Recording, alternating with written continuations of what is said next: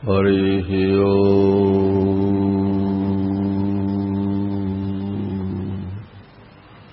हरिः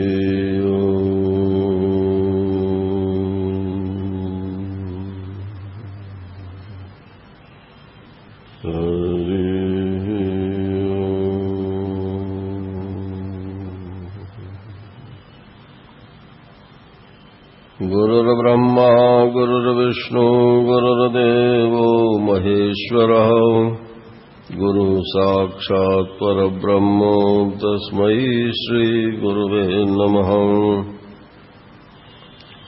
अखण्डमण्डलाकारं व्याप्तं येन चराचरं तत्पदं दर्शितं येन तस्मै श्रीगुरुवे नमः।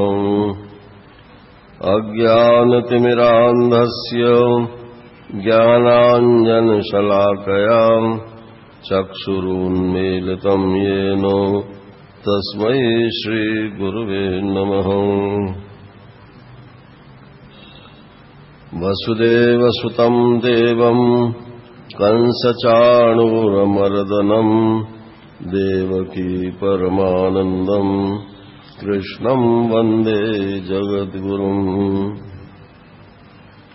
कृष्णाय वासुदेवाय हरये परमात्मने प्रणतक्लेशनाशाय गोविन्दाय नमो नमः।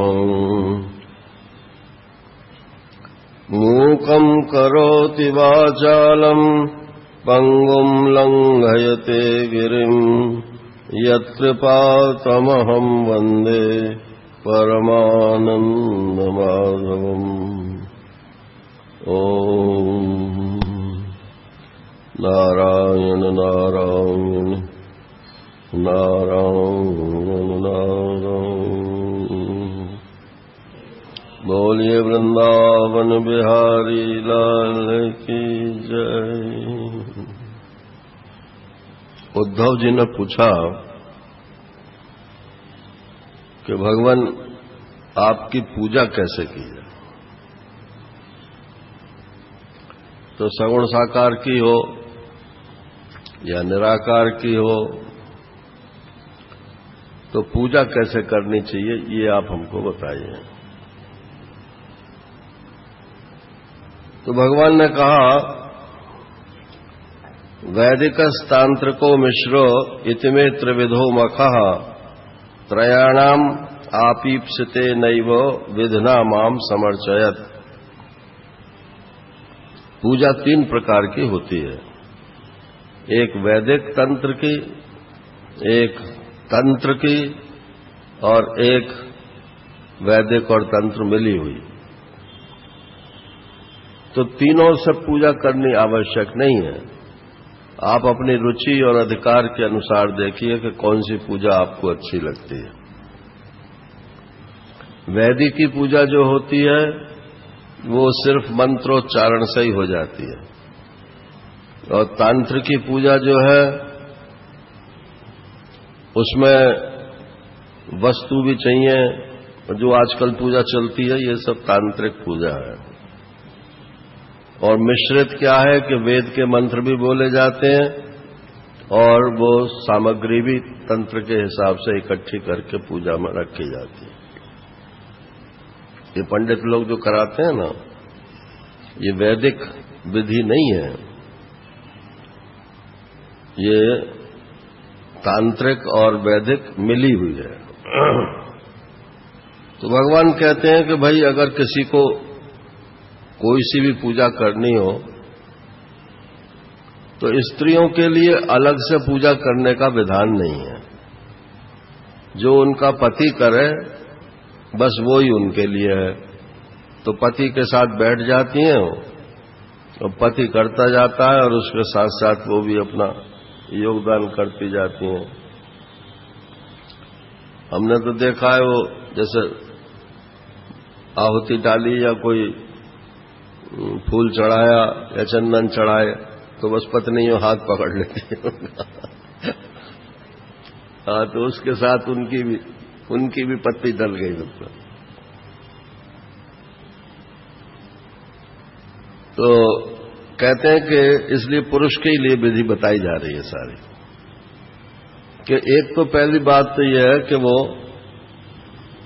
अपना द्विजत्व स्वीकार करें। द्विजत्व माने गायत्री यज्ञोपवीत धारण करें, जनेऊ धारण करें। अगर धारण नहीं किया है तो धारण करवा लें, वरना वो पूजा जो है उनकी स्वीकार्य नहीं होती है। जैसे ये पुलिस में भर्ती होती है तो वर्दी पहननी आवश्यक है। अगर बिना वर्दी के कोई आदमी ट्रैफिक पुलिसमैन खड़ा हो जाए और फिर वहां हाथ चलाने लगे कि इधर जाओ कि इधर जाओ, तो उसकी बात को कोई मानेगा नहीं। और वर्दी पहन करके यदि वो ट्रैफिक को कंट्रोल करेगा तो उसकी बात को सब मानेंगे। तो वर्दी का महत्व होता है। तो ये वैदिक कर्मकांड की वर्दी है, ये जनेऊ और चोटी। तो यज्ञोपवीत जब धारण कराया जाता है तो ये दोनों एक साथ धारण कराए जाते हैं। अब चोटी तो नारायण 100 में से 99 लोगों के पास नहीं है, हिंदुओं की बात कर रहे हैं। और जनेऊ जो है वो 99.5 लोगों के पास नहीं होगा। तो पहली बात तो यह है कि पूजा करने से योग्य बनो तो यज्ञोपवीत कराओ अपना।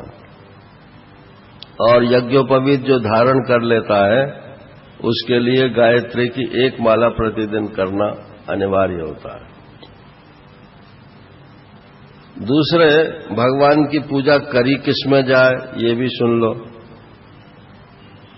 अर्चायाम स्थंडले अग्नौ वा सूर्य वा अपसु हृदय द्विजय, इन 7 जगह भगवान की पूजा हो सकती है। एक तो कोई मूर्ति हो उसकी पूजा हो सकती हो। एक वेदी, जैसे यज्ञ की वेदी होती है तो यज्ञ की वेदी में भी भगवान की पूजा हो सकती है। और अग्नि में आहुति डालते ही हैं, वो भी भगवान की पूजा ही है। और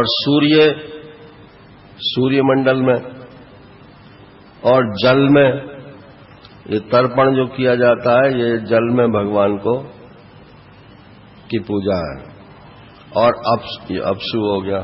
और हृदय में और या किसी ब्राह्मण में। तो इनमें भक्ति युक्तो अर्चेत और स्वगुरुम माम, भक्ति पूर्वक पूजा करें, फूल न टालें, श्रद्धा पूर्वक पूजा करें। और दूसरे, अपने गुरु का उसमें भाव करें कि मेरे गुरु जी सामने इस रूप में बैठे हैं। और अमाया और छल कपट छोड़ करके पूजा करें। और द्रव्येण, कुछ सामग्री के बिना कोई पूजा नहीं होती है। फूल रखो, चंदन रखो, माला रखो, नारायण गंध रखो, और क्या क्या अक्षत, और कुछ खाने पीने की चीज रखो। ये सब सामग्री जो है रखनी पड़ेगी, तब पूजा होती है। इसके बाद कहते हैं कि पहले स्नान करें और अपने पूरे शरीर को साफ कर लें। और इसके बाद फिर मंत्र से स्नान करें, या सारे शरीर में यज्ञ की मिट्टी लगा करके उससे स्नान करें। साबुन नहीं, साबुन से तो सफाई हो गई। और पवित्रता के लिए या तो यज्ञ की मिट्टी हो और या तो मंत्र से स्नान करें। स्नान के जो मंत्र हैं उनसे। इसके बाद फिर संकल्प ले कि हम ये पूजा क्यों कर रहे हैं, किस उद्देश्य से कर रहे हैं। और भगवान की जो मूर्ति हैं वो 2 प्रकार की बनानी चाहिए, एक चल मूर्ति, एक अचल मूर्ति। तो मंदिरों में तो चल और अचल होती ही है, और घरों में जो मूर्ति होती हैं वो तो एक ही मूर्ति होती है, दो मूर्ति नहीं होती हैं। इसके बाद फिर मूर्तियों में मूर्ति को स्नान करावे और ये वस्त्र आभूषण मूर्तियों को पहनाना। अब जैसी आपकी मूर्ति है उसी के हिसाब से वस्त्र आभूषण पहनाए जाएंगे। अब मान लो आप मूर्ति में पूजा नहीं कर रहे हो, अग्नि में कर रहे हो, तो वहां वस्त्र कैसे पहनाए जाएंगे? वहां तो सिर्फ आहुति डाल दो, यही उनकी पूजा है ना। और चित्र में आप मान लो पूजा कर रहे हो, तो चित्र में भी क्या आप ज्यादा से ज्यादा एक कपड़ा उसके ऊपर उड़ा देंगे और तो कोई वस्त्र जो है डाल नहीं सकते हो। तो इस प्रकार से ये करें। अब फिर महाराज बहुत सारी हैं, जितने भी ये पंडित लोग कराते हैं ना, वो आपको मैं सुना भी दूं या आप पढ़ भी लो इसमें, तो वो पढ़ने से नहीं आती हैं, वो तो करने कराने से आती हैं। तो पंडित लोग कराते रहते हैं, इसलिए उनकी प्रैक्टिस रहती है।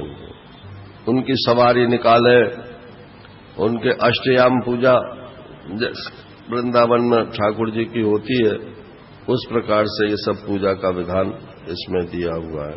इसके बाद इसमें जो सबसे अधिक महत्वपूर्ण अध्याय है वो है 28वां। इसको बोलते हैं परमार्थ निरूपण। पूरे एकादश स्कंद में जो कुछ बात कही गई है उसका सार इस 28वें अध्याय में है। और एकादश में ही नहीं, पूरे भागवत में जो बात कही गई है। श्री भगवान उवाचो परस्वभाव कर्माणि न प्रशंसेत न गर्हयेत विश्वमेकात्मकं पश्यन् प्रकृत्या पुरुषेण च। किसी दूसरे के स्वभाव या कर्म की न तो प्रशंसा करे और न निंदा करे। कोई क्या कर रहा है, कैसा व्यवहार कर रहा है, इसकी प्रशंसा भी न करे और निंदा भी न करे। क्योंकि जैसे हम अपने स्वभाव से करते हैं, ऐसे ही सभी अपने अपने स्वभाव से करते हैं। दूसरा यह है कि विश्वम एकात्मकम पश्यन्, सारे संसार को एक रूप देखे।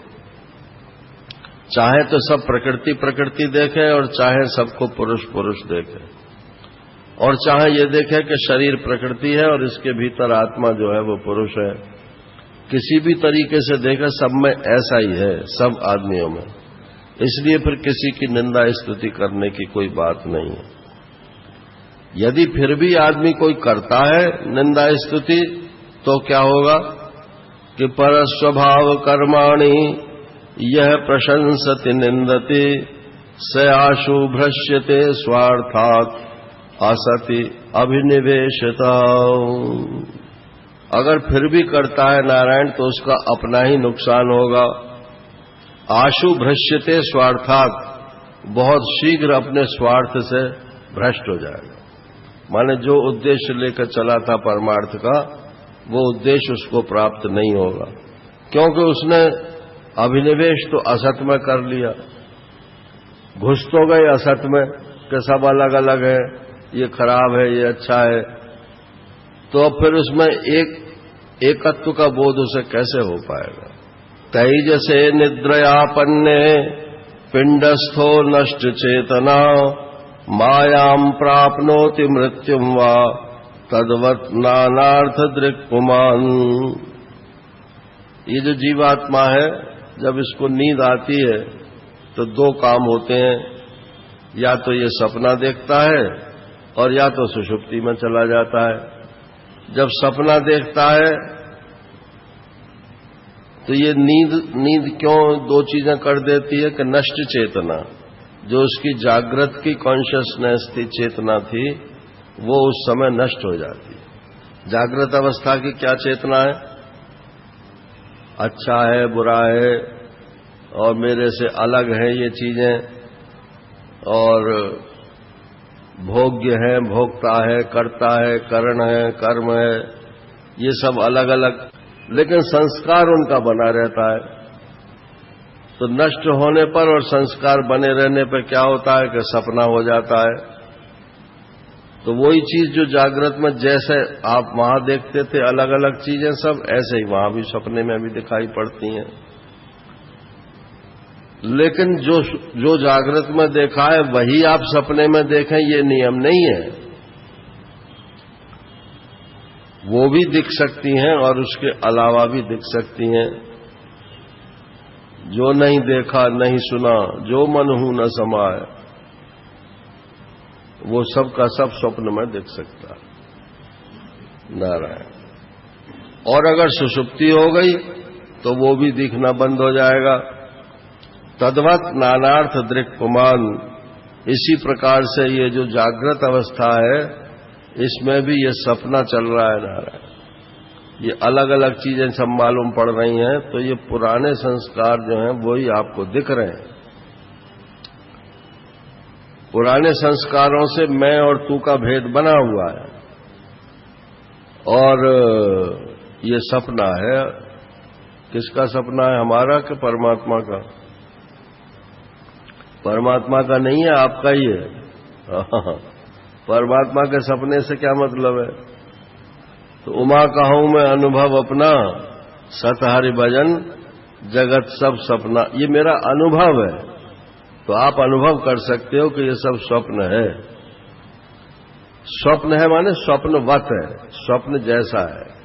जैसे स्वप्न में दृष्टा दृश्य का भेद होता है, कर्ता कर्म का भेद होता है, भोक्ता भोग का भेद होता है, जागृत में जैसे होता है ना, वैसे ही सपने में भी होता है। और जैसे सपने में होता है वैसे ही जागृत में भी होता है। ये अन्योन्याश्रित हैं। तो तद्वत नानार्थ दृक्पुमान, बस उसी प्रकार से ये दृष्टि ही दो भागों में टूट जाती है, एक दृष्टा और एक दृश्य। जागृत अवस्था में भी दो भागों में टूट जाती है और स्वप्न अवस्था से भी दो भागों में टूट जाती है, और सुषुप्ति अवस्था में फिर दोनों भाग एक हो जाते हैं। अब आपकी ये बात समझ में आ जाएगी। ये दृष्टि ही दो भागों में टूट जाती है। जैसे एक ही रोशनी हो तो एक ही रोशनी एक इधर चली जाए एक इधर चली जाए, तो दो हिस्सों में टूटने से इधर की चीजें अलग दिखेंगी, इधर की चीजें अलग दिखेंगी। तो दो हिस्सों में टूटने से दृष्टा दृश्य का भेद हो जाता है। ऐसे ही स्वप्न में भी दृष्टा दृश्य का भेद हो जाता है। और चूंकि दृष्टि ही दो हिस्सों में टूटी थी तो फिर एक भी जरूर होंगी। जब एक होगी तो वही सुषुप्ति कहलाती है। और जानबूझ करके आप द्वैत बुद्धि को नष्ट कर दें और एक बुद्धि को ले आवें, इसको समाधि बोलते हैं। अपने आप जो होती है उसको सुषुप्ति बोलते हैं। किम भद्रम किम अभद्रम वा द्वैतस्यावस्तु न कियत् वाचोदितम तदनृतम मनसाध्यात्मेव च। वाणी से जो कहा जाता है, मन से जो सोचा जाता है अथवा चित्त से ध्यान किया जाता है, तत् अनृतम, वो सब मिथ्या है। क्योंकि उसमें दृष्टि ही दो दो हिस्सों में टूटी हुई है, कोई वस्तु है ही नहीं वहां। तो फिर उनमें कौन अच्छा है और कौन बुरा है, ये भेद करने की आवश्यकता क्या है? इसलिए किसी की निंदा स्तुति नहीं करनी चाहिए।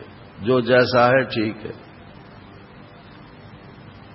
छाया प्रत्यावयामासा ह्यसंतोप्यर्थकारिणा एवं देहादयो भावा यच्छन्ति अमृत्युतो भयम यच्छन्त्यामृत्युतो भयम। जैसे एक तो आदमी की छाया होती है, परछाई, और एक जैसे बोलो तो टकरा करके गूंज होती है उसकी, इको जिसको बोलते हैं। एक छाया शैडो और एक इको प्रतिध्वनि, और एक आभास, जैसे दर्पण में आपको अपनी परछाई दिखती है तो वो भी परछाई, लेकिन वो सूरज वाली परछाई से अलग है।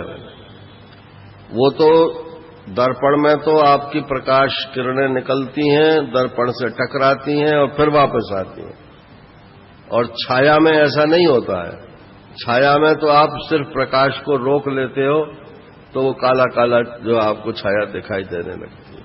आपकी आंखें कितनी भी अच्छी हो, शैडो आपको हमेशा काली मालूम पड़ेगी, और प्रतिबिंब जो है वो जिस रंग का है उसी रंग का मालूम पड़ेगा, क्योंकि वो तो वैसी वैसी वेवलेंथ की जो किरणें हैं वो जाकर के टकरा करके वापस आती हैं।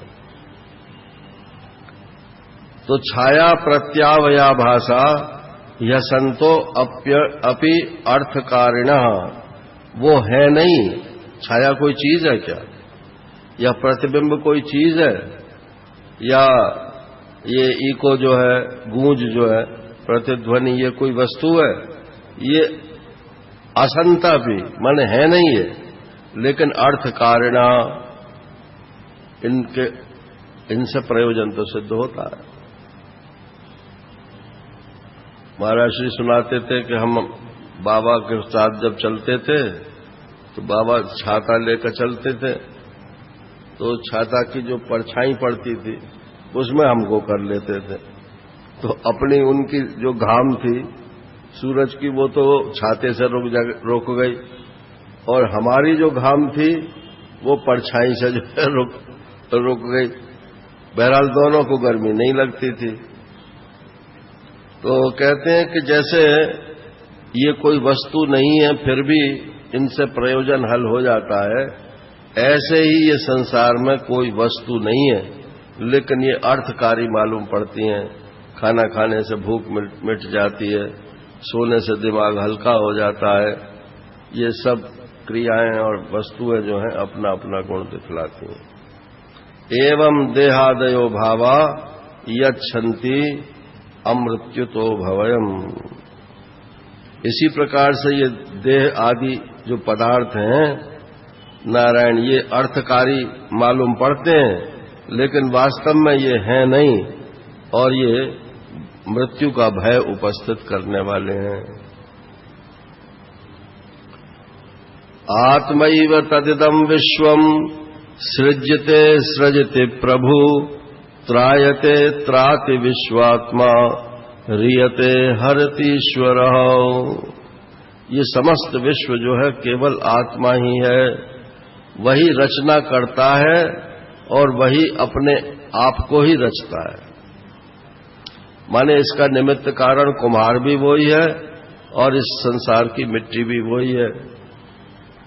और त्रायते त्राति, वही इसका रक्षक है, रक्षा करने वाला है, और वही वो है जिसकी रक्षा की जा रही है। और ह्रियते हरति, और जो इसका नाश करने वाला है वो भी वही है, और जो नष्ट हो रही है चीज वो भी वही है। माने उत्पत्ति स्थिति संहार, इसमें जो भेद बुद्धि है वो भेद बुद्धि ठीक नहीं है। एक परमात्मा ही है जो विभिन्न रूपों में अनुभव में आता है। तस्मात् न हि आत्मनो अन्यत् अन्यस्मादन्यो, तस्मात् न ह्यात्मनो अन्यस्मात् अन्यो भावो निरूपिता, निरूपितेयं त्रिविधा निर्मूला भातिरात्मनि, इदं गुणमयं विद्धि त्रिविधं मायया कृतम्। इसलिए आत्मा से भिन्न कोई वस्तु जो है वो निरूपित नहीं की जा सकती है, और यदि निरूपित होती भी है तो बस निर्मूल है, उसकी कोई जड़ नहीं है, माने सत्ता नहीं है उसकी। फिर भी भांति प्रतीत होती है। कहाँ प्रतीत होती है? आत्मनि, आत्मा में ही प्रतीत होती है। अच्छा, आत्मा से अलग प्रतीत होती है कि आत्मा में प्रतीत होती है? आत्मा में प्रतीत होती है। अलग होकर के तो कोई चीज प्रतीत हो ही नहीं सकती है। और आत्मा में इसलिए प्रतीत होती है क्योंकि आत्मा चैतन्य है। चैतन्य ही प्रतीति का हेतु है और कुछ हेतु नहीं है। एतद् विद्वान् मदुदितं ज्ञान विज्ञान नैपुणम् न निंदति न च स्तौति लोके चरति सूर्यवत्। इसको जो विद्वान मेरे द्वारा बताया गया ये ज्ञान और विज्ञान में निपुणता प्राप्त कर लेता है, वो फिर न किसी की निंदा करता है, न स्तुति करता है। सूर्य के समान उसका आचरण रहता है, चमकना उसका स्वभाव है, सबको प्रकाश देना उसका स्वभाव है।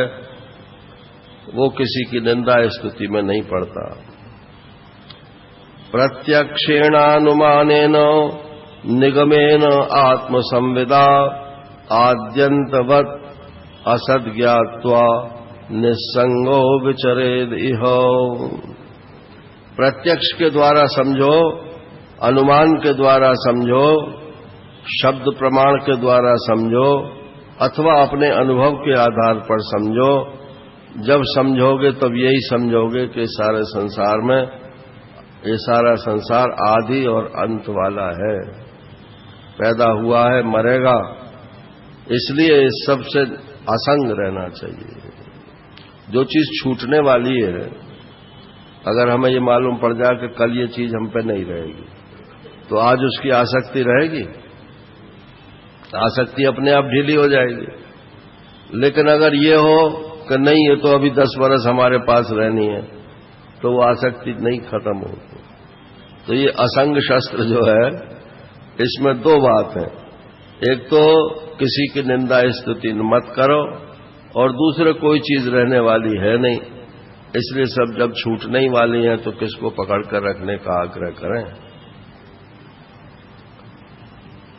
अब उद्धव जी ने पूछा, महाराज ये संसार जो है ये है नहीं और प्रतीत होता है, ये बार बार आप कहते हो, लेकिन ये प्रतीत होता किसको है?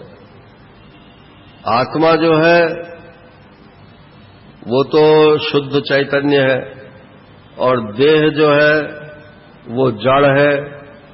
तो न तो ये संसार जड़ को हो सकता है, और न ये संसार जो है, संसार माने आवागमन, तो ये संसार की प्रतीति, इसमें आना जाना, ये जो है ये न तो जड़ वस्तु को हो सकता है, देह को, और न आत्मा को ही हो सकता है, क्योंकि आत्मा तो शुद्ध है। लेकिन मेरा पुनर्जन्म हुआ है, मेरा आगे पुनर्जन्म होगा, और देखो साहब अखबार में ये निकला है, फलाने को अपने पुराने जन्म की याद है। ऐसे ऐसे प्रमाण भी लोग ढूंढ लाते हैं नारायण। वो होते सब घटिया ही हैं, लेकिन ढूंढ कर तो ले ही आते हैं। एक दफे तो वो साहब एक बुढ़िया थी, उसको यूं चली गई, और फिर वो वापस आके उसने बताया नारायण। तो आत्मा को हो नहीं सकता, देह को हो नहीं सकता, तो फिर किसको होता है? तो भगवान ने कहा जो आत्मा भी नहीं है और देह भी नहीं है, बीच में लटक रहा है, उसको होता है। आप अपने आप को आत्मा जानते हो? बोले शुद्ध तो नहीं जानते, थोड़ा थोड़ा जानते हैं। अच्छा, आप अपने आप को देह जानते हो? कि हाँ सो तो जानते हैं, पक्कम पक्का जानते हैं। तो बस आपको ही हो रही है ये अनुभूति, आप ही का पुनर्जन्म होगा। जो अपने को सत्य और असत्य इन दोनों के बीच में स्वीकार करता है, उसका पुनर्जन्म तो निश्चित होना है। यावत् देहेन्द्रिय प्राणै आत्मनः सन्निकर्षणम् संसार फलवांस्तावत् अपार्थोपि अविवेकिनः। जब तक देह माने स्थूल शरीर, इंद्रिय और प्राण, इनमें आत्मभाव रहता है कि ये मैं हूं और ये मेरे हैं, तब तक संसार भी जो है फलवान होता रहता है। संसार माने आवागमन, ये संसार पारिभाषिक शब्द है। संसार माने ये ईंट पत्थर के संसार को संसार नहीं बोलते। संसार माने एक शरीर को छोड़ करके दूसरे शरीर में जाना। हम किसी पुराने शरीर को छोड़ के आए हैं और आगे किसी पुराने अगले शरीर में जाएंगे। ये जो भाव है इसको संस्कृति बोलते हैं, ये संसरण कहलाता है। तो कहते हैं ये संसार तो फलित होता रहेगा जब तक कि अविवेक है आत्मा का और आत्मा की उपाधि का। अर्थे ही अविद्यमानेपि संसृतिर्न निवर्तते ध्यायतो विषयानस्य स्वप्ने अनर्थागमो यथा।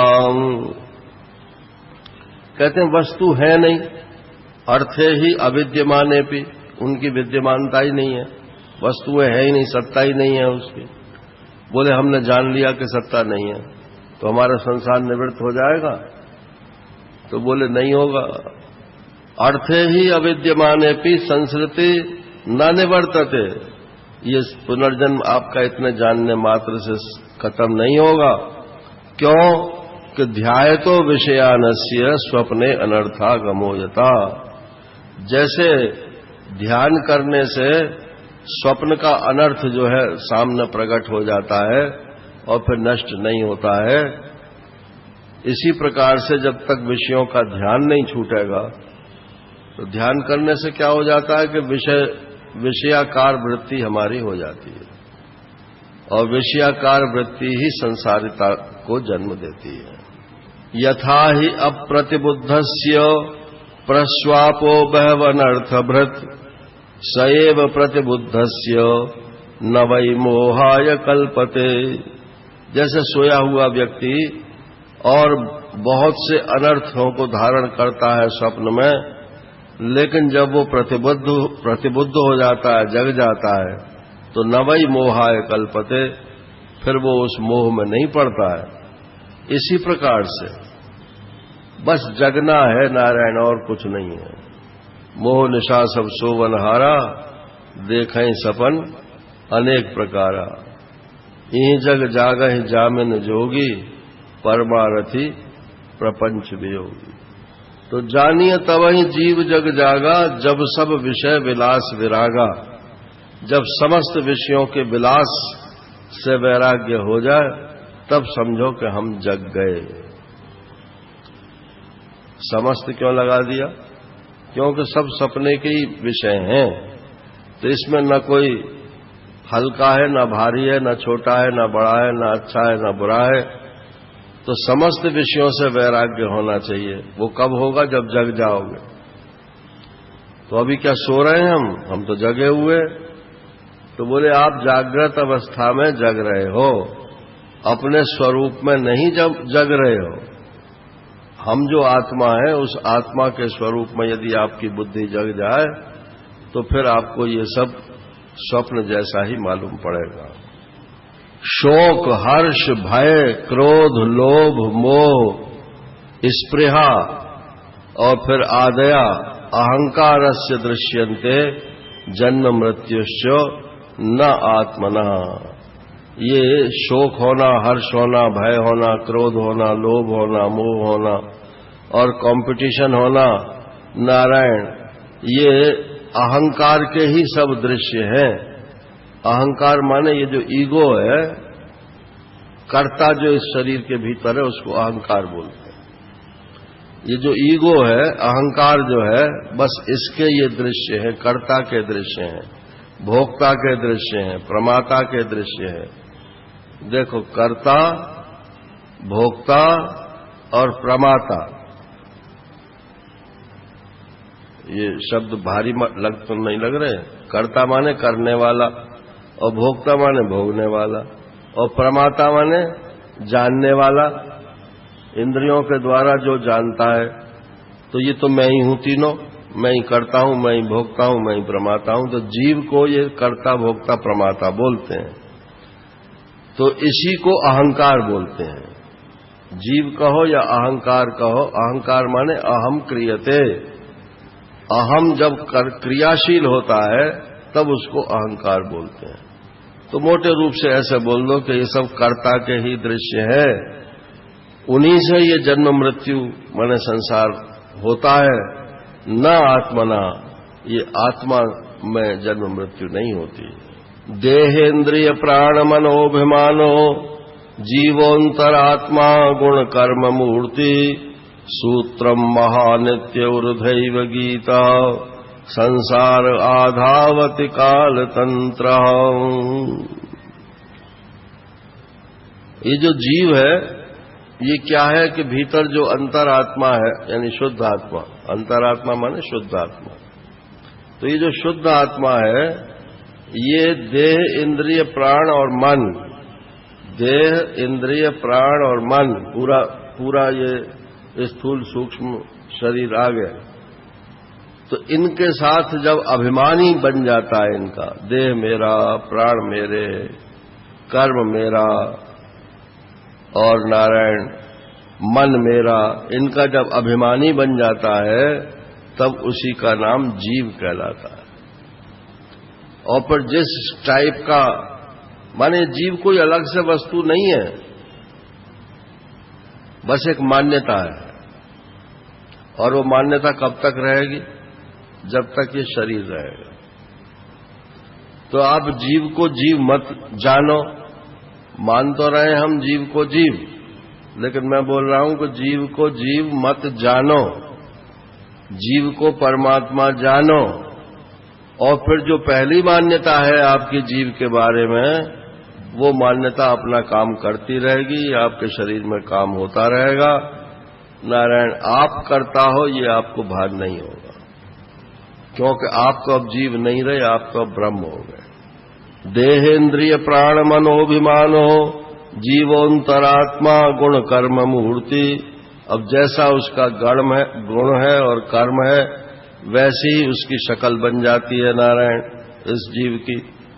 ये सब काल के सहारे से ये जीव अपनी अपनी वासना की पूर्ति के लिए जन्म मरण के चक्कर काटता रहता है। अमूल में तद बहु। अच्छा, एक बात और है, परमात्मा का ही नाम काल है, काल कोई अलग वस्तु नहीं है। परमात्मा का एक नाम काल है। तो अपन लोग तो काल उसको कहते हैं कि मृत्यु आ गई तो उसका काल आ गया। समय के अर्थ में काल शब्द का प्रयोग चलता है, लेकिन वेदांत में काल माने कालोस्मि लोकाक्षय कृत प्रवृद्धो। भगवान ने गीता में कहा, अर्जुन ने पूछा महाराज आप हो कौन? बोले मैं महाकाल हूं। शंकर भगवान का क्या नाम है? महाकाल है कि नहीं है? तो ये काल नाम परमात्मा का ही है। तो परमात्मा की इच्छा है, तो परमात्मा की इच्छा क्यों है? कि आपकी इच्छा है घूमने की। जैसे मान लो आपको मालूम पड़ जाए कि बच्चे कहीं घूमना चाहते हैं, तो भाई बड़ा आदमी जो है घर में वो भी कहता है कि पापा हम जरा घूम आवें। उसका मकसद अपना घूमना नहीं है, उसका मकसद तो बच्चों को घुमाना है। ऐसे ही जब तक जीव की इच्छा बनी रहती है कि अब के ये योनि देख ली, अब के ये योनि देख लेना है, ये इच्छा है कि नहीं है? सब योनियां इसी शरीर में हो जाती हैं। पहले पेट के बल रेंगता है बच्चा, रेंगता है कि नहीं? पेट के बल चलता है और फिर 4 हाथ पैरों से चलता है और फिर खड़ा होता है, उसके बाद फिर आदमी होता है। फिर उसमें जब पाश्विक वृत्तियां फिर आ जाती हैं तो फिर वही बुढ़ापे में फिर उसकी कमर झुक जाती है और फिर हाथ पकड़ के उठता है, हाथ और पैर दोनों उसके सहारे से उठता है नारायण। तो ये सारी योनियां जो है वो मनुष्य शरीर में रहती हैं। तो जीव की इच्छा है घूमने फिरने की, इसलिए परमात्मा की भी इच्छा बनी रहती है। और जब जीव कहता है कि अब मैं नहीं घूमना चाहता, बहुत घूम लिया, तो भगवान कहते हैं हाँ मेरी भी इच्छा यही है कि अब तुम घूमना बंद कर दो। उपद्रष्टा अनुमंता च भर्ता भोक्ता महेश्वरा। ये आत्मा जो है उपद्रष्टा भी है, देखता रहता है, और फिर अनुमंता भी है, हाँ जी भी करता रहता है। यस सर, ठीक है, बहुत ठीक है, ऐसे ही चलो।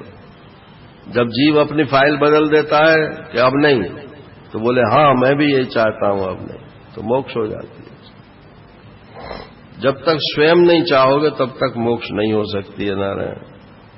अमूल में तद बहुरूप रूपितम मनोवच प्राण शरीर कर्मो ज्ञानासिनोपासनयाशितेन छित्वा मुनिर्गाम विचरत्य तृष्ण।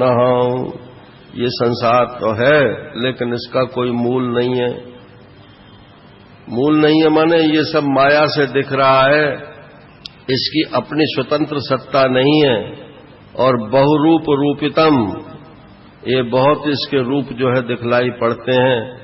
मनोवचः प्राण शरीर कर्मा, और मन वचन से प्राण और शरीर और कर्म, ये सब जो है इन रूपों में ये आत्मा ही दिख रहा है।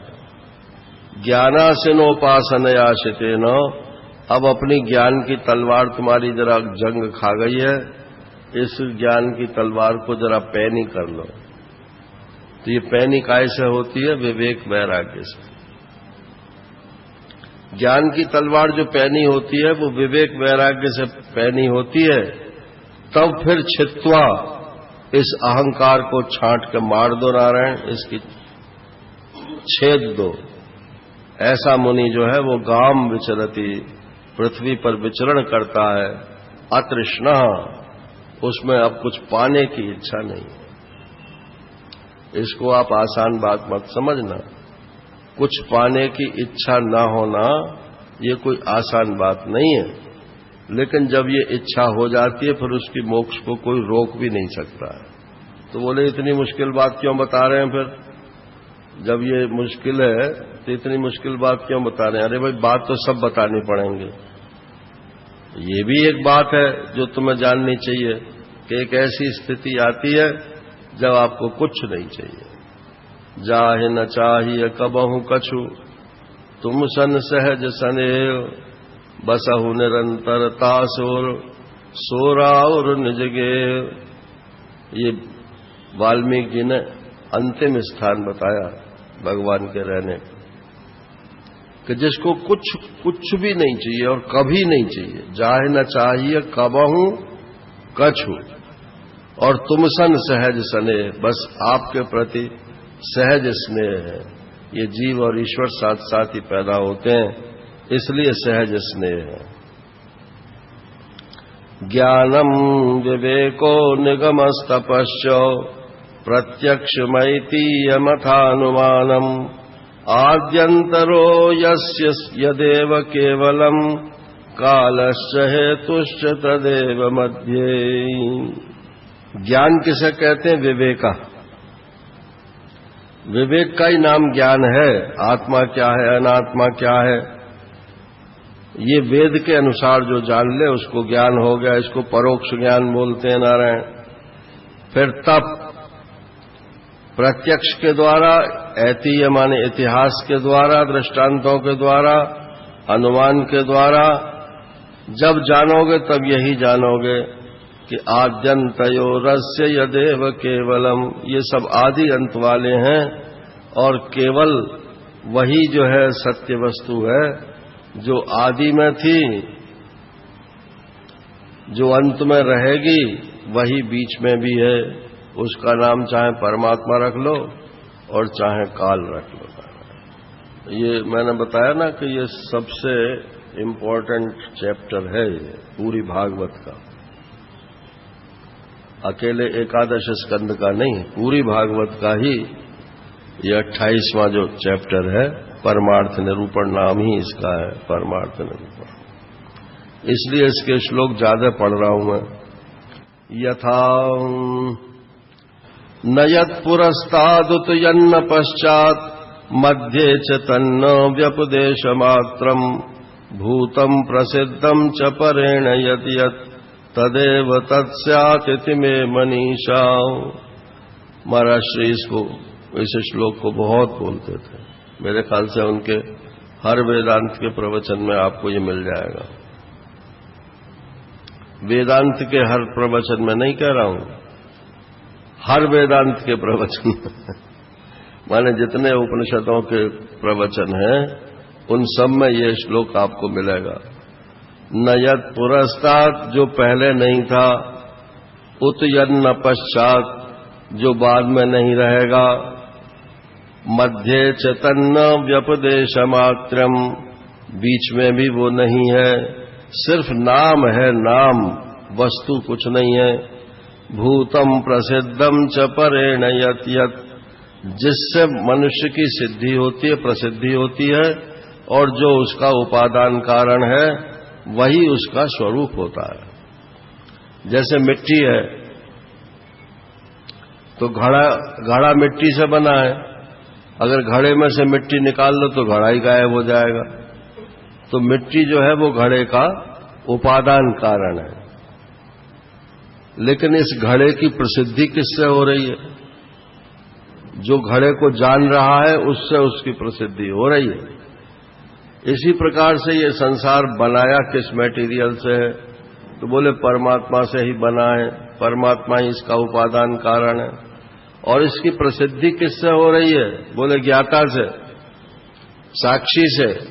अगर ये ज्ञाता साक्षी न होवे तो ये संसार है इसको कौन जानेगा? जैसे मान लो मृत्यु से डर लगता है, तो आप डरने की क्या बात है? जब हम नहीं होंगे तब संसार भी नहीं होगा, और जब होंगे तो संसार होगा। नहीं, ये संसार नहीं होगा, दूसरा संसार होगा, कुछ ना कुछ तो होगा ना, और नहीं तो हम ही अपने दृश्य होंगे। इसलिए मृत्यु से डरने की कोई बात ही नहीं है। मृत्यु से तो डरना तब तो है जब संसार तो रहे और हम ना रहें। और प्राय लोग इसीलिए डरते हैं कि दुनिया तो ऐसे ही रहेगी, हमारा माल मता सब ऐसा ही रहेगा, लेकिन इसके जो हम मालिक हैं वो हम नहीं रहेंगे। तो हम माने तो मालिक जो है वो तो व्यक्ति है, वो तो नहीं रहेगा। आप लाख कोशिश कर लो, चाहे कितने ही अनुष्ठान करा लो और कितने ही दान दक्षिणा कुछ भी कर लो, लेकिन ये व्यक्ति तो नारायण मरा है, पैदा हुआ है, इसलिए मरेगा। आप इन व्यक्तियों का जो साक्षी है, सब व्यक्तित्वों का जो साक्षी है, वो मैं हूं ऐसा जब निश्चय करोगे तो आपको किसी से डरने की फिर आवश्यकता नहीं रहेगी। डर होगा ही नहीं। मैं तो इनके बिना भी रहता हूं और इनके सहित भी रहता हूं। जब तक ये हैं तब तक बने रहें, इनको हटाने की जरूरत नहीं है। लेकिन जब मान लो किसी वजह से संयोग न रहे तो न रहे, मैं तो इनके बिना भी रहूंगा ही ना रहे। अच्छा, भगवान इस समय है कि नहीं है? है। तो वो संसार के सहित है कि संसार से रहित है? सहित तो है, लेकिन जब आप ब्रह्म रूप का ख्याल करोगे तो रहित ही कहना पड़ेगा ना। तो ब्रह्म रूप से तो वो रहित है और ईश्वर रूप से सहित है। तो सहित भी है और रहित भी है। क्या ईश्वर अपने को ब्रह्म नहीं जानता? क्या ईश्वर अपने को ब्रह्म नहीं जानता? जानता है। तो जब जानता है तो वो अपने रहित भी जानता है और सहित भी जानता है। इसलिए उसे कोई डर नहीं होता कि संसार का प्रलय हो जाएगा तो मेरा क्या होगा ना। तो भूतम प्रसिद्धम च परेण यत् यत् तदेव तत्स्यात् इतमे मनीषा। बस यही मेरा निश्चित मत है उद्धव जी कि जिससे जिसकी सिद्धि होती है और जिससे जिसका जो उपादान होता है वो वस्तु वही होती है। तो मेरे से ही इसकी सिद्धि है, मैं ही इसका उपादान कारण हूं, इसलिए ये संसार मेरे से पृथक कोई वस्तु नहीं है।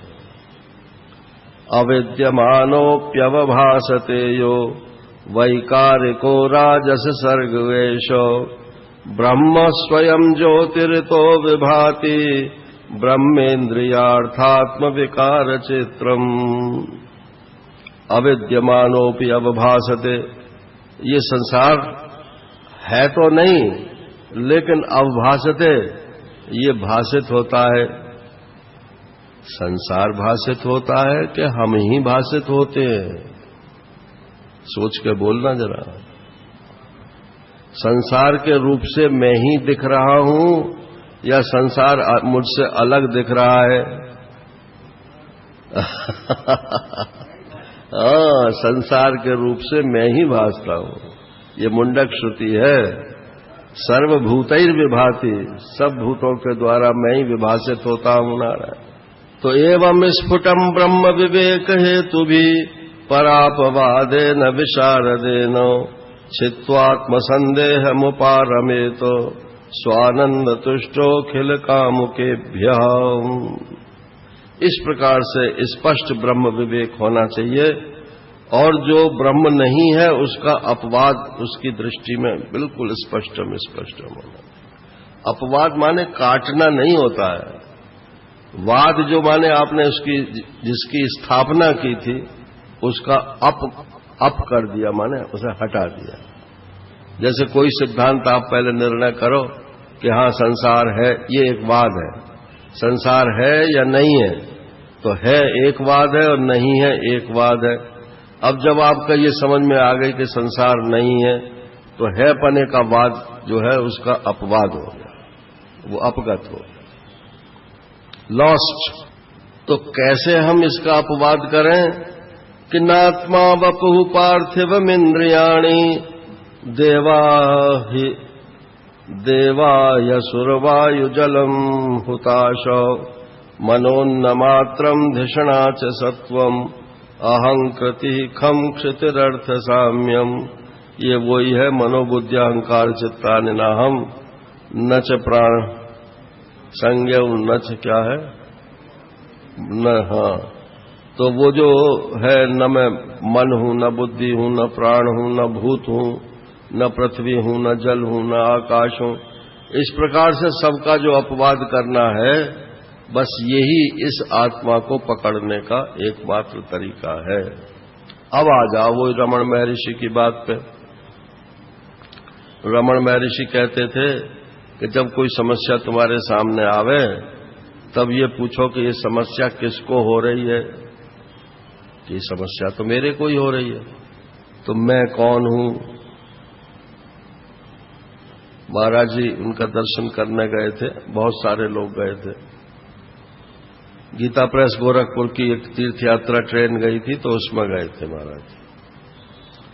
तो उसमें सनातन देव जी थे, उन्होंने प्रश्न किया कि ये दुख किसको होता है। नहीं, दुख नहीं, ये अज्ञान किसको है, ये उन्होंने प्रश्न किया। तो बोले कि तुम बताओ अज्ञान किसको है। जो ये पूछता है उसी को अज्ञान है। ये कौन पूछ रहा है कि मैं ही पूछ रहा हूं। तो मैं कौन हूं, मैं कौन हूं। अब खेल गए नारायण कि मैं कौन हूं। अगर तुम कहते हो कि मैं ब्रह्म हूं तो फिर अज्ञान कहां से आया ब्रह्म में। और अगर तुम कहते हो कि मैं ब्रह्म के अलावा कुछ और हूं तो फिर अज्ञान तो रहेगा ही रहेगा। उस अज्ञान को निकालो वहां से नारायण, निकाल बाहर कर। अगर आप ब्रह्म हैं तो आप में कोई अज्ञान नहीं है, और यदि आप ब्रह्म से कुछ भी नीचे हैं तो उसमें अज्ञान की स्वीकृति लेना ठीक है। वहां से अज्ञान कैसे निकले, इसका उपाय करना चाहिए। समाहितैका कर्णैर्गुणात्मभिर्गुणो भवेन् मत्सु विविक्त धाम्ना विक्षिप्यमाणैरुत किं न दूषणम् घनैरुपैतैर्विगतैरवे किम। जैसे सूर्य पे बादल आ जाए तो कहते हैं सूर्य ढक गया। तो क्या सूर्य ढक गया? ढका नहीं।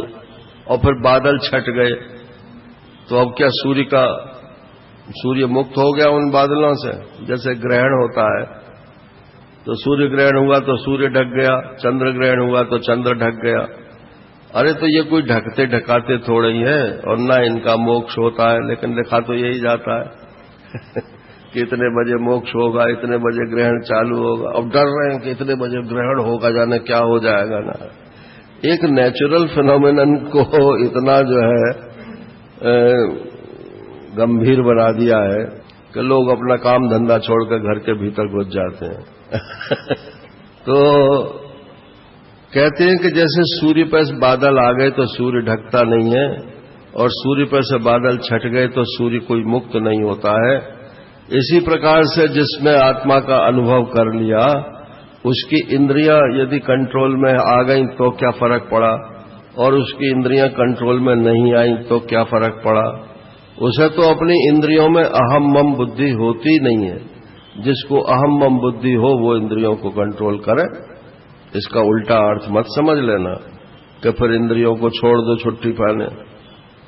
इसका ये अर्थ नहीं है। इसका अर्थ ये है कि यदि आपको लगता है कि इंद्रियां मेरी है और उसमें ये दोष आ रहा है या ये गुण आ रहा है तो उनसे सावधान रहिए। यथा तथापि संगा परिवर्जनीयो गुणेषु माया रचितेषु तावत् मद्भक्ति योगेन दृढ़ेन यावत् रजो निरस्येत मनः कषाय। फिर भी संग अपना नहीं बिगाड़ना चाहिए। ये संग से ही दोष आते हैं और संग से ही गुण आते हैं। अच्छे लोगों में बैठोगे तो अच्छे गुण आ जाएंगे, सत्संगियों में बैठोगे सत्संग की बातें करने लगोगे, और पत्तेबाजों में बैठोगे तो पत्तों की बात करने लगोगे। तो नारायण, संग दोष से ही आदमी गड़बड़ाता है। इसलिए तथापि संगः परिवर्जनीय, ये तो त्याज्य ही है। गुणेषु माया रचितेषु तावत्, ये गुणों के द्वारा माया के द्वारा जो रचा हुआ संग है ये परिवर्जनीय है। तब कब तक कि मद्भक्ति योगेन दृढ़ेन यावत्, जब तक मेरी भक्ति के द्वारा, दृढ़ भक्ति योग के द्वारा रजो निरस्येत, ये मन के शरीर के अंदर जो रजोगुण भरा हुआ है ये जब तक नहीं निकल जाता है तब तक ये अपना संग खराब मत कीजिए। तो बोले नहीं, हम तो ऐसे ही छोड़ देंगे इस मन को। तो बोले छोड़ दो। जैसे बीमार आदमी दवा न करे और बीमारी उसके भीतर पलती रहे तो वो बार बार समझेगा मैं अब अच्छा हो गया, बदपरहेजी करेगा और फिर जो है वो रोगी हो जाएगा, फिर बदपरहेजी करेगा, फिर रोगी हो जाएगा। इसी तरह से अध्यात्म में भी है कि भगवान की भक्ति की नहीं, संग अपना ठीक किया नहीं, विचार ठीक हुआ नहीं, और नारायण सन्यासी हो करके और दूसरों को उपदेश करने लगे, तो भाई ये बार बार तुम्हें रोग जो है माया का, अविद्या का, ये पेलेगा। अब इसमें जो 2 श्लोक हैं ये महत्वपूर्ण है। जो लोग वेदांत का विचार करते हैं उनके लिए है। बोले इसमें वेदांत में करना क्या है? बोले नींद से जगना है, कुछ नहीं करना। सो जो रहे हो ये अपने सोने की नींद तोड़ दो नारायण। कैसे? पूर्वम गृहीतम गुण कर्म चित्रम अज्ञानमात्मन्य विविक्त मंग निवर्तते तत्पुनरीक्षयैव न गृह्यते नापि विसृज्य आत्मा। अनेकों प्रकार के गुण और कर्मों से ये युक्त देह, इंद्रिय आदि जो पदार्थ हैं, पहले अज्ञान काल में जैसे माने गए थे अपने द्वारा, अब ज्ञान होने पर वैसे नहीं माने जाते हैं। अब तो ये आत्मस्वरूप हो गए नारायण, इसलिए इनसे अब कोई खतरा नहीं है। लेकिन जब तक ऐसा हो न जाए तब तक इनकी भली भांति चेष्टा ठीक रखनी चाहिए। इसलिए अज्ञान की निवृत्ति ही अभीष्ट है। वृत्तियों के द्वारा आत्मा का ग्रहण नहीं हो सकता। जो लोग ये कहते हैं कि जी अब इतने दिन हो गए सत्संग करते करते, ध्यान कर रहे हैं लेकिन आत्मा का दर्शन तो हुआ नहीं, तो ऐसा दर्शन तो कभी होगा ही नहीं। हम देखो ठाकुर जी का ध्यान करते हैं तो फौरन अच्छा लगता है, और आत्मा में क्या है? क्या है वो? गोपियों ने कहा उद्धव से, ये भागवत में नहीं है लेकिन हिंदी के कवियों ने लिखा है, निर्गुण कौन देश को बासी उसका कोई देश नहीं, उसका काल नहीं, कोई उसकी आकृति नहीं, उसका ध्यान हम कैसे करें? अरे भगवान ने ध्यान करने के लिए कहा ही कब है?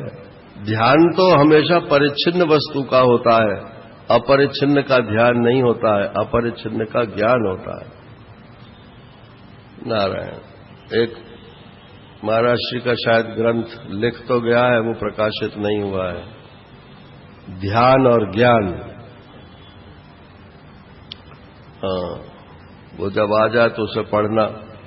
तो ध्यान और ज्ञान, ज्ञान जो है वो विद्यमान वस्तु का, जो चीज है पहले से उसका होता है ज्ञान, और जो चीज पहले से नहीं है उसका होता है ध्यान।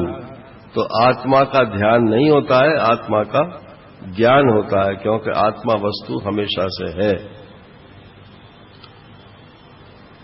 वृत्तियों के द्वारा आत्मा का ग्रहण भी नहीं हो सकता, त्याग भी नहीं हो सकता है। जैसे सूर्य उदय होकर मनुष्य के नेत्रों के सामने से अंधकार का पर्दा हटा देते हैं, किसी नई वस्तु का निर्माण नहीं करते, वैसे ही जो अपरोक्ष ज्ञान है वो पुरुष की बुद्धि में आया हुआ जो अज्ञान है उस आवरण को नष्ट कर देता है, लेकिन इदम रूप से किसी वस्तु का अनुभव नहीं कराता। जो लोग इस स्टेज तक नहीं पहुंचते हैं उनके लिए ये बेकार है। अब इसके बाद उद्धव जी ने कहा, महाराज भागवत धर्म का आपने पहले निरूपण किया था, थोड़ा और निरूपण कर दो। भागवत धर्म समझ गए क्या होता है? भागवत धर्म माने ऐसा कर्म, ऐसा धर्म जिसमें भगवान की शक्ति है, अपने कर्ता की शक्ति जिसमें नहीं है। ये आज ये 11वां स्कंद पूरा हो जाएगा और कल दोपहर तक 12वां स्कंद भी पूरा हो जाएगा, तो कल दोपहर को ही इसकी पूर्ण आहुति हो जाएगी। तो कृपया जो लोग नियम से सुन रहे हैं वो तो आएंगे ही आएंगे, और भी जो है दोपहर का सत्संग अटेंड करें। शाम को, कल शाम से आपकी छुट्टी है, फिर जो आप करना चाहो वो करो। तो अब ये 29वां श्लोक चालू हो रहा है, 29वां अध्याय।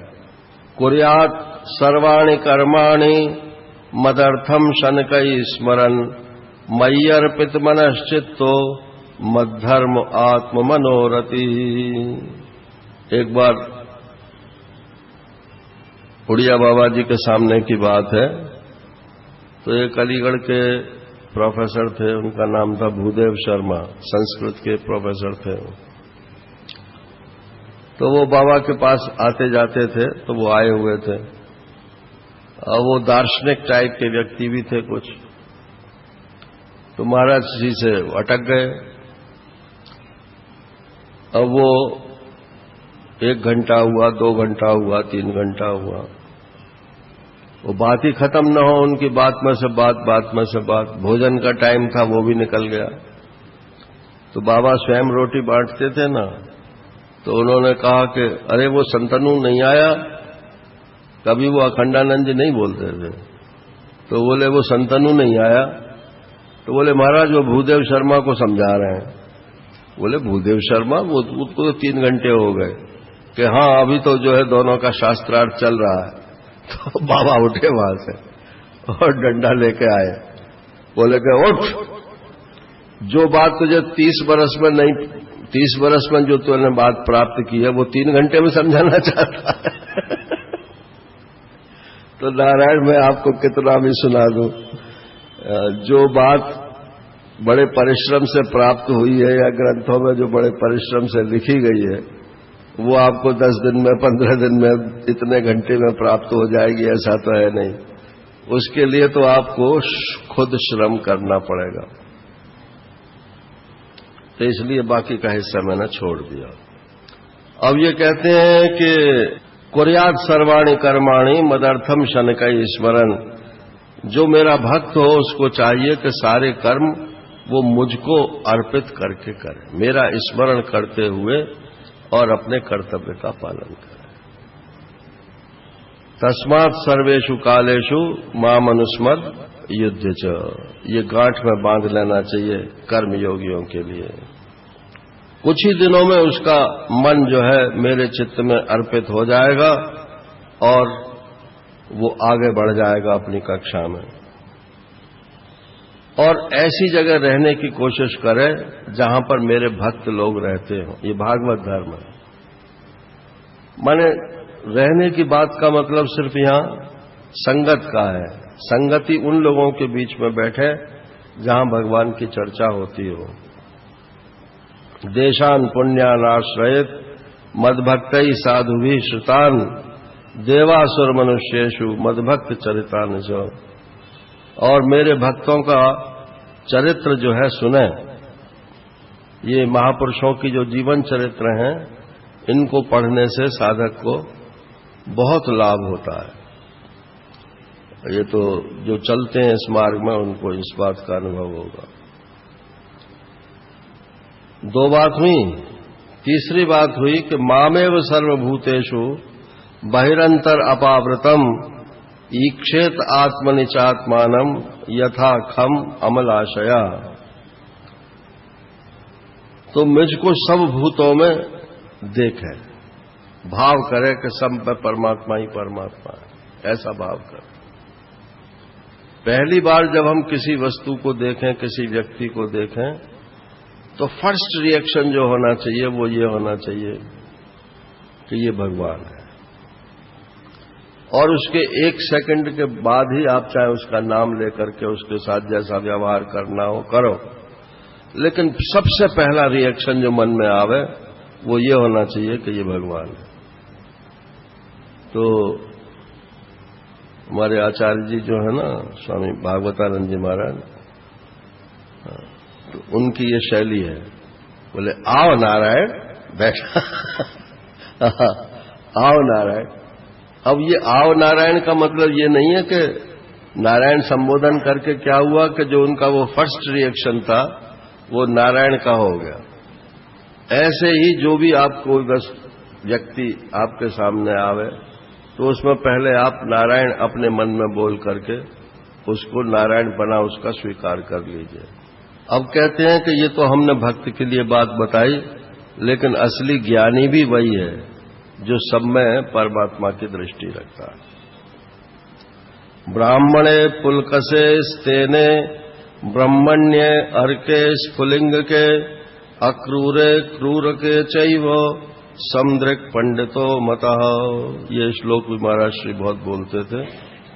बोले ब्राह्मण सामने आवे तो उसमें भी परमात्मा को देखे, पुलकस कसाई चोर और ब्राह्मण्य ब्राह्मणों की सेवा पूजा करने वाला, सूर्य स्फुलिंग अक्रूर क्रूर कोई भी आवे सबको जो है एक ही समदृष्टि से देखे।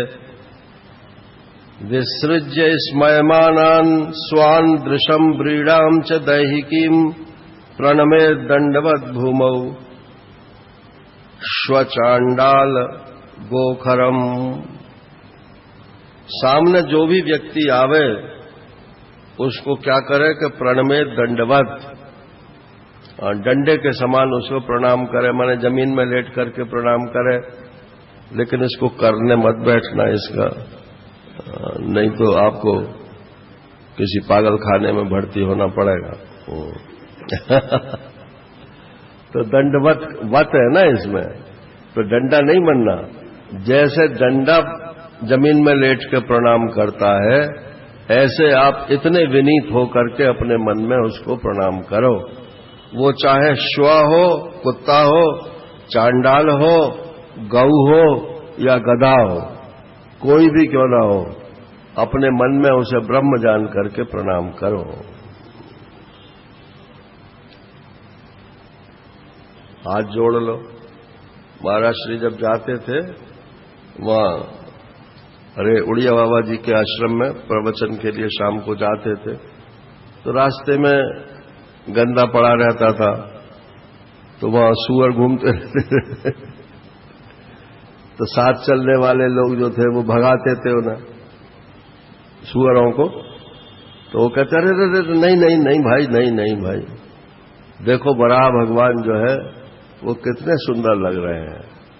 अब ये वराह भगवान कहने मात्र से ही भगवत दृष्टि हो गई नारायण। तो पहली दृष्टि जो होनी चाहिए वो भगवान की दृष्टि होनी चाहिए। यावत् सर्वेषु भूतेषु मद्भावो नोपजायते तावदेव मुपासीतो वाङ्मनः कार्यवृत्तिभिः। ये सब भागवत धर्म है। समस्त प्राणियों में मेरी भावना करनी चाहिए। फिर कहते हैं मेरी प्राप्ति के जितने साधन हैं उनमें सबसे श्रेष्ठ साधन है उद्धव, मैं यही मानता हूं कि समस्त प्राणियों और पदार्थों में मन, वाणी और शरीर की समस्त वृत्तियों से मेरी ही भावना करे। माने दोष तो न देखो भाई, अगर गुण हो तो उस गुण को देखो। किसी के लिए मैंने कहा कि वो तो बड़ा चंचल है, तो बोले तुम्हें उसमें चंचलता ही दिखती है, उसका डील डॉल, उसका जो सौंदर्य सौष्ठव है वो नहीं दिखता है। तुम्हारी दृष्टि चंचलता पर क्यों गई? उसमें जो भगवान है उस पर क्यों तुम्हारी दृष्टि नहीं गई? अब अंत में भगवान कहते हैं, एष ते विहिता कृत्स्नो ब्रह्मवादस्य संग्रह समास व्यास विधिना देवानामपि दुर्गमः। हे उद्धव जी, ये जो मैंने तुमको पूरा एकादश स्कंद सुनाया है, ये ब्रह्म विद्या का रहस्य है। कहीं संक्षेप से सुनाया है, कहीं विस्तार से सुना दिया है, और इस रहस्य को समझना सबके बस की बात तो नहीं है, कठिन भी है, लेकिन फिर भी इसका आदर करना चाहिए।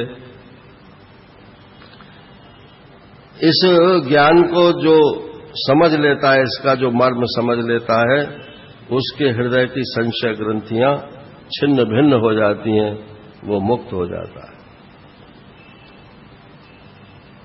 अब उद्धव जी समझ गए कि भगवान नवोपदेश अपना बंद कर रहे हैं, तो वो विह्वल हो गए। स एव मादर्शित योग मार्गस्तदोत्तम श्लोक वचो निशम्यो बद्धांजलि प्रीत्य परोद्धकंठो न किंचिदूचे अश्रु परिप्लुताक्ष। वियोग की घटना याद करके उद्धव जी का मन भराया, उनके नेत्रों में आंसू आ गए, उनसे कुछ बोला नहीं जा रहा। क्या बोले? भगवान, आप हमको अलग कर रहे हो तो ठीक है, हमारा आपके ऊपर कोई बस नहीं है। विद्रावितो महामोह महांधकारो य आश्रितो में तव सन्निधानात् विभावसो किम नु समीपगस्य शीतम तमो भी प्रभवन्त्य जाद्य। श्री कृष्ण ने कहा कि असली बात बताओ, तुम्हारा अज्ञान दूर हुआ कि नहीं हुआ? इतनी देर मैंने मेहनत की, तो तुम्हारा अज्ञान दूर हुआ कि नहीं हुआ? तो उद्धव जी कहते हैं, विद्रावितो मोह महाअंधकारो, मेरे मोह का जो महान अंधकार था वो बह गया, नारायण आपकी कृपा से बह गया। जहां अग्नि होगी वहां कहीं भला अंधकार और ठंड रह सकती है? नमोस्तुते महायोगिन प्रपन्न मनुषाधिमाम यथा त्वच्चरणाम्भोजे रति स्यातन पायनी। आपको मेरा नमस्कार है। अब आप कृपा करके ऐसी आज्ञा दीजिए जिससे आपके चरण कमलों में मेरी अनन्य भक्ति हो जाए। अनन्य भक्ति तो थी ही, बार बार उसी को इसलिए मांगते हैं कि जोर मजबूत हो जाए। एक विद्यार्थी था, हमारे क्लास फेलो था, तो छोटी क्लास की बात है, तो कंजंक्शन पढ़ा रहे थे टीचर तो उसमें आया कि एंड कहां प्रयोग होता है और एज वेल एज कहां प्रयोग होता है, दोनों कंजंक्शन है। उन्होंने एक सेंटेंस बनाने के लिए दिया कि एंड का प्रयोग करो और एज वेल एज का प्रयोग करो। तो एक लड़का था, ऐसे ही उजड्ड सा था, तो उसने जो है प्रयोग किया, Ram and as well as Mohan went to see the exhibition। तो टीचर ने उसका जब देखा कॉपी तो बोले, ये क्या लिखा है? वो पुरविया थे टीचर, ये क्या लिखा है तुमने? एंड भी और एज वेल एज भी दोनों ही लगा दिए।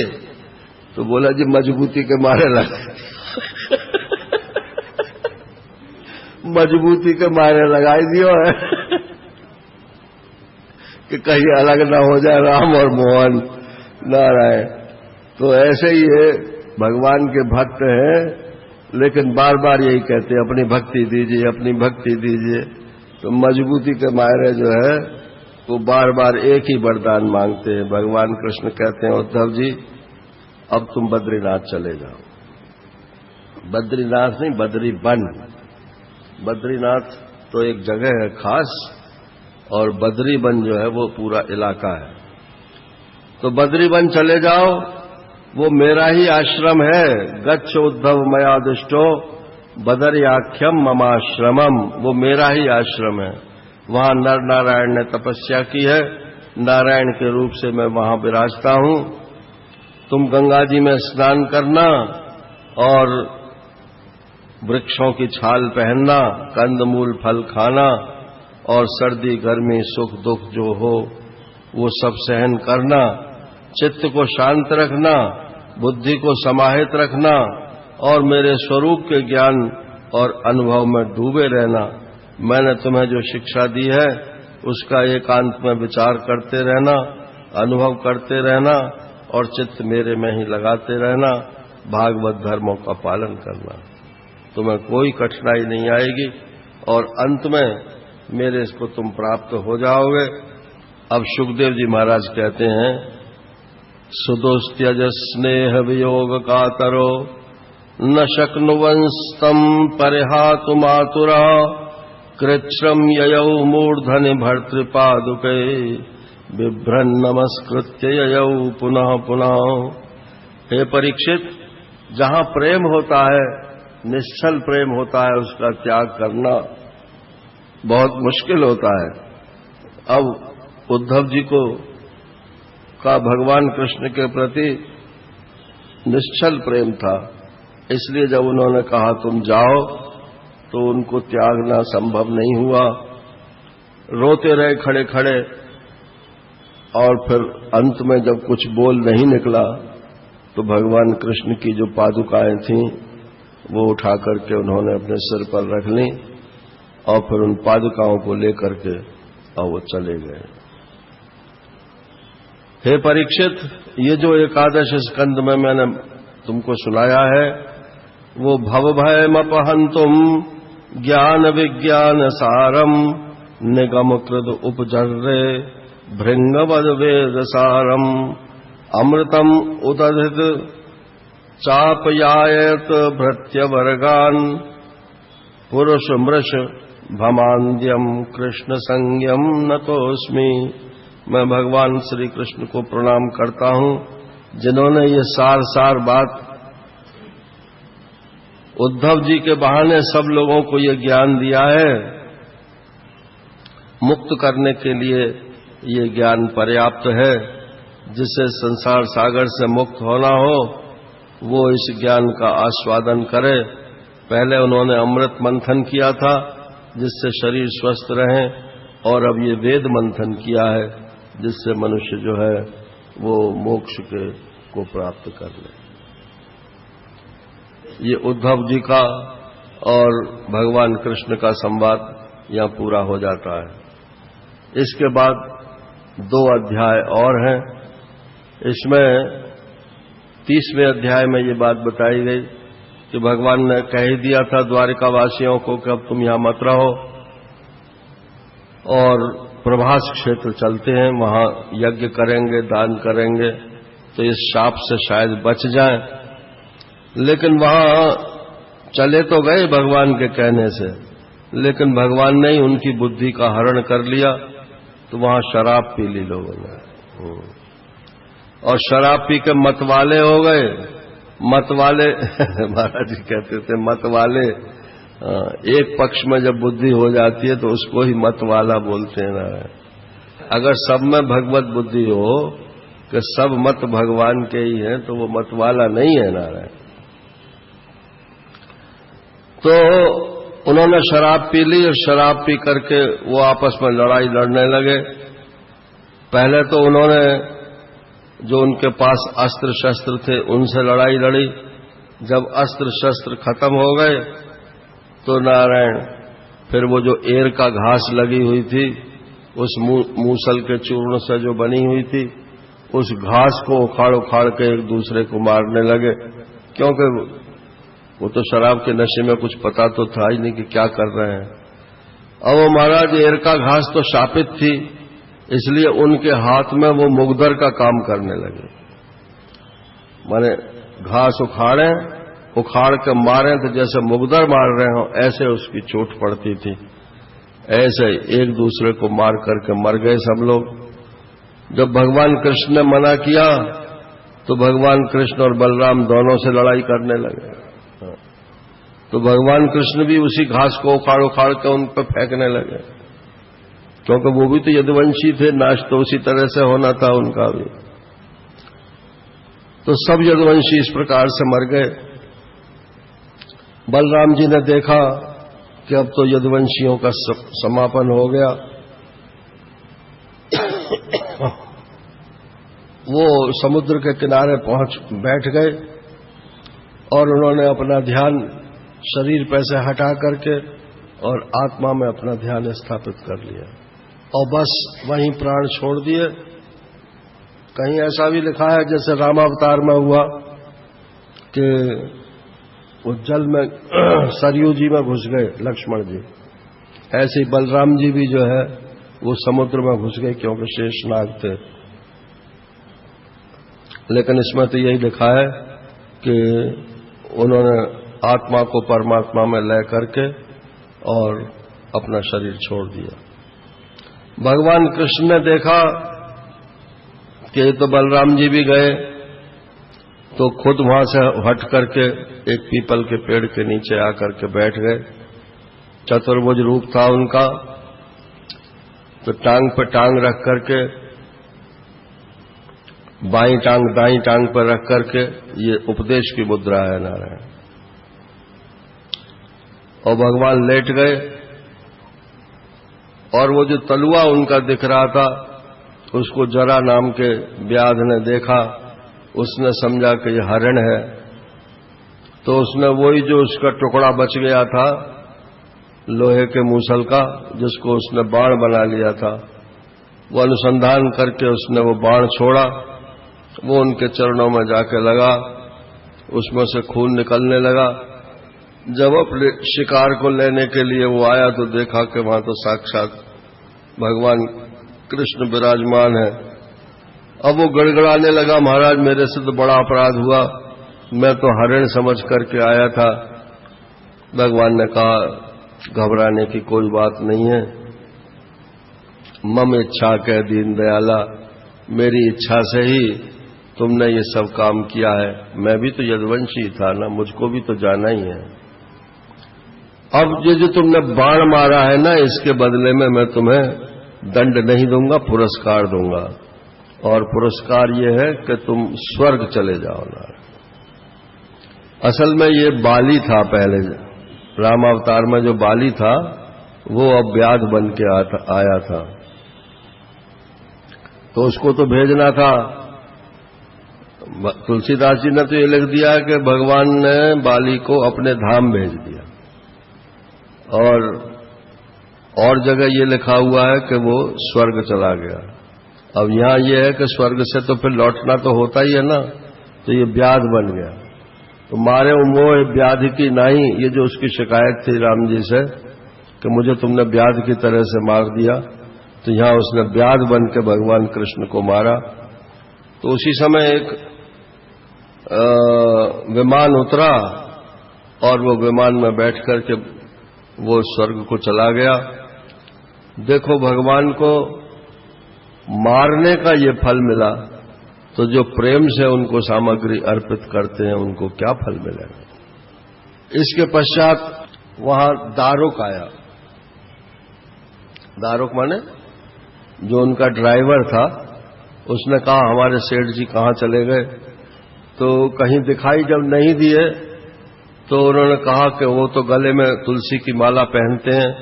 तो तुलसी की सुगंध लेता लेता वो यहां आ गया प्रभास क्षेत्र में।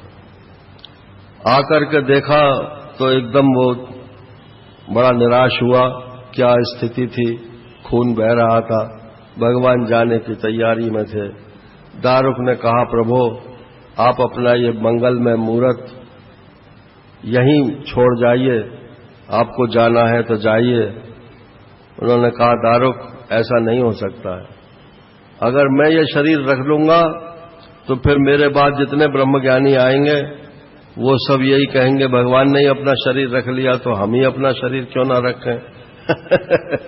इसलिए मैं गलत ब्रह्मज्ञानियों की गलत परंपरा प्रारंभ नहीं करूंगा।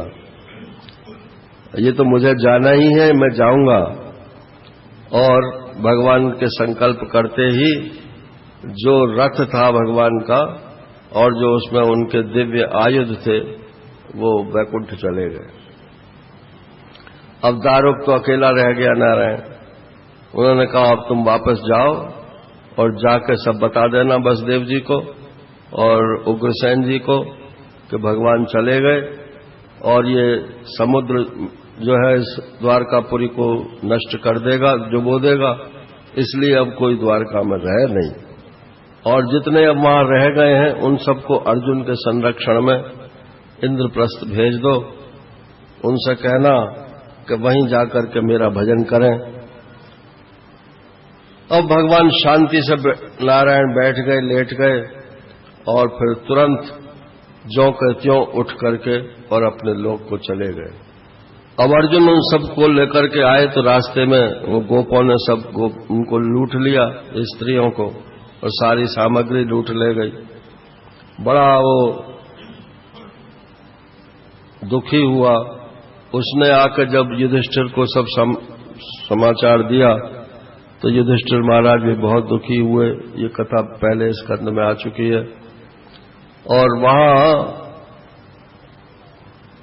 जब उनको मालूम पड़ा कि भगवान परमधाम चले गए तो युधिष्ठिर ने उसी समय वीर संन्यास ले लिया और बाकी भाइयों ने उनका अनुकरण किया और हिमालय में जाकर के सब लोगों ने वीर गति को प्राप्त हुए। इस प्रकार से ये 11वां स्कंद यहां पूरा हो जाता है। अब 12वें स्कंद में थोड़ा 1-2 अध्याय का प्रवेश करेंगे जिससे कल आसानी से पूरा हो जाए। 12वें स्कंद में इसको बोलते हैं आश्रय स्कंद। तो आश्रय की व्याख्या पहले कर भी चुके हैं और फिर कल फिर करेंगे। अब तो आप सिर्फ इतना वर्णन सुन लो कि कौन कौन से राजा आगे होंगे, ये सुखदेव जी ने परीक्षित जी को बताया। तो उनके नाम मैं सुना भी दूं तो न मुझे याद रहेंगे न आपको याद रहेंगे। इसके बाद ये राजा होगा, इसके बाद ये राजा होगा, इसके बाद ये राजा होगा। तो ये भविष्य की बात जो है उन्होंने बताई। अब कलयुग के धर्म इसके बाद बताते हैं, बस वही सुना करके और समाप्त करेंगे। ऐसा है कि कथा जो है वो ट्रेजेडी पे खत्म नहीं करनी चाहिए। अब ये भगवान कृष्ण अपने परम धाम को चले गए, जरा मन भारी हो गया, तो इसलिए थोड़ी कथा आगे बढ़ाकर और फिर समाप्त करते हैं।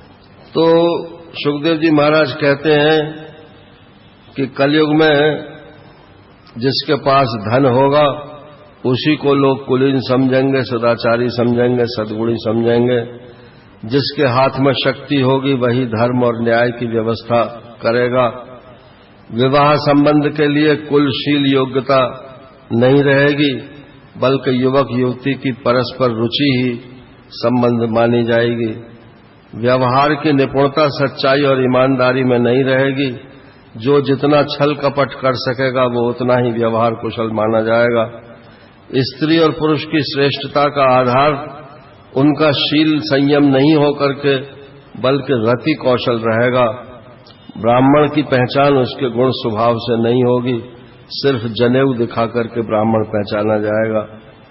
वस्त्र, दंड, कमंडल आदि से ब्रह्मचारी और सन्यासी आदि आश्रमियों की पहचान होगी। एक दूसरे का चिन्ह स्वीकार कर लेना ही एक दूसरे के आश्रम में प्रवेश करना होगा। माने आजकल तो कर्मकांड कराते ही नहीं है, सन्यासी हो जाते हैं, बस ऊपर से वस्त्र पहन लिया, यही हो गया सन्यास। इसका तो वैसा पूरा कर्मकांड होता है जैसा कि मृत्यु के समय में होता है नारायण।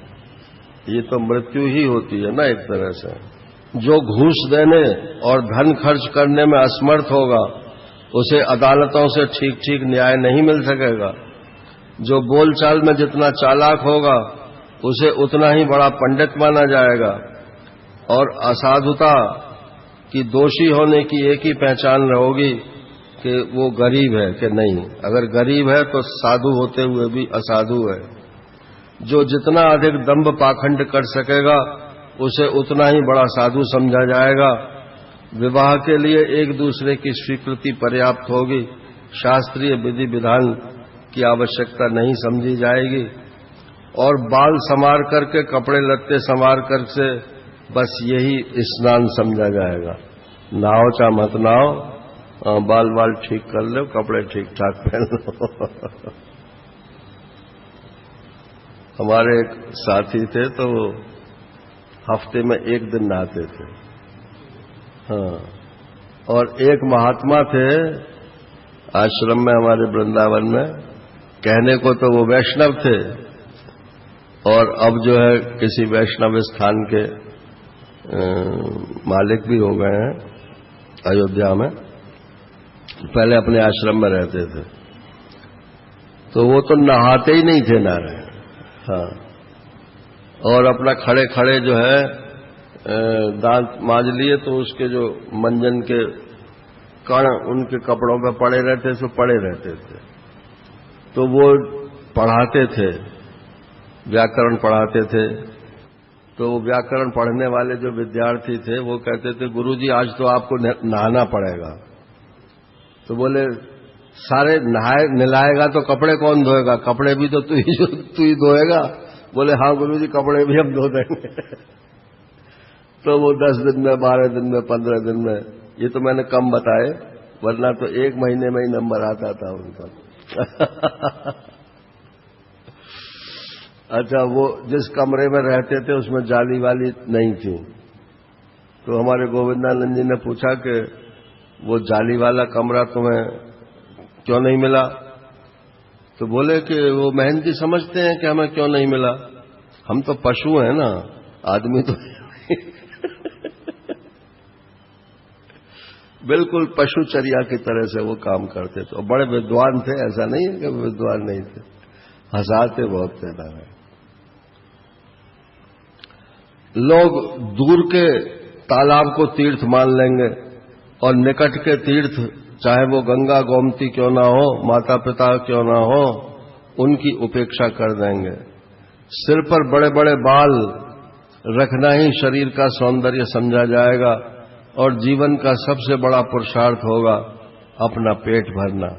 जो जितनी ठिठाई से बात कर सकता है उसे उतना ही सच्चा समझा जाएगा। अब जो बातें हो रही हैं वो आप देख रहे हो, कलयुग में यही सब हो रहा है। धर्म का सेवन यश के लिए किया जाएगा।